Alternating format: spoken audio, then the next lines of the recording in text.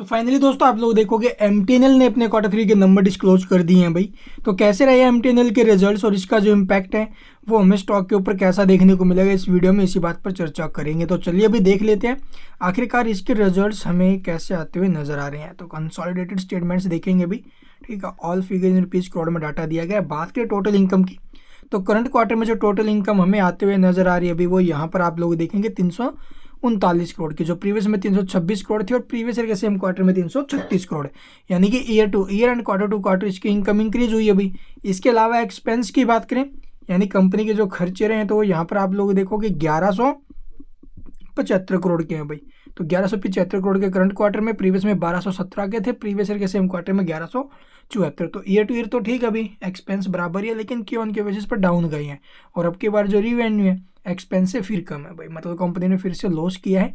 लेकिन लॉस कितना, चलिए देखते भी। नेट प्रॉफिट या लॉस फॉर द पीरियड अगर बात करें तो करंट क्वार्टर में 836 करोड़ का लॉस है, जो प्रीवियस में 890 करोड़ था और प्रीवियस ईयर के सेम क्वार्टर में 839 करोड़। यानी कि प्रीवियस क्वार्टर से जो इसका लॉस है वो कम हुआ है भाई, जो कि एक अच्छा संकेत है। और वहीं आप लोग देखोगे भी इसका अर्निंग पर शेयर यानी कि ईपीएस 13 रुपये 27 पैसे माइनस में गया, जो प्रीवियस में 14 रुपये 13 पैसे था और प्रीवियस ईयर के सेम क्वार्टर में 13 रुपये 32 पैसे। तो ये इसके रिजल्ट्स हैं। रिजल्ट्स पीछे के मुकाबले तो ठीक ही है भाई। और बाकी रिवेन्यू सेगमेंट्स आप लोग देख लेना, किस सेगमेंट से कितना रिवेन्यू कंपनी जनरेट करते हुए नजर आई है। इसके अलावा ये नोट्स दिए गए हैं भाई ड्यूरिंग द क्वार्टर, और क्या कुछ अपडेट्स है वो यहाँ पर डेटा आपको देखने को मिल जाएगा। डेट इक्विटी रेशियो आप लोग देखोगे भी प्रीवियस क्वार्टर के मुकाबले इंक्रीज हुआ है एंड प्रीवियस ईयर के सेम क्वार्टर से भी आपको ये इंक्रीज होते हुए नजर आए। डेट सर्विस कवरेज रेशियो भाई ये, ठीक है। तो ये प्रीवियस के मुकाबले इंक्रीज हुए हैं। और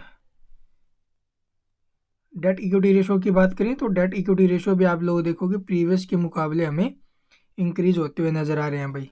एंड इसके अलावा आप लोग देखेंगे मार्जिन्स, तो net profit margins, operating margins, ये सारे के सारे फिर से माइनस में जाते हुए नजर आए हैं। लेकिन प्रीवियस के मुकाबले आप लोग देखोगे ये बड़े कम हुए हैं भाई नेट प्रॉफिट मार्जिन्स, ठीक है। तो ये डाटा भी तो क्या ही बोले भी, रिजल्ट्स तो हर बार प्रॉफिट्स की बजाय लॉस में जा रही है कंपनी, लेकिन पीछे के मुकाबले लॉस कम किया ही अच्छी बात है। और बाकी यहाँ पर एक बार आप लोग डिटेल में देख लेना ड्यूरिंग द क्वार्टर क्या कुछ अपडेट्स है, वो नोट्स यहाँ पर आपको देखने को मिल जाएंगे। And thank you for watching the video.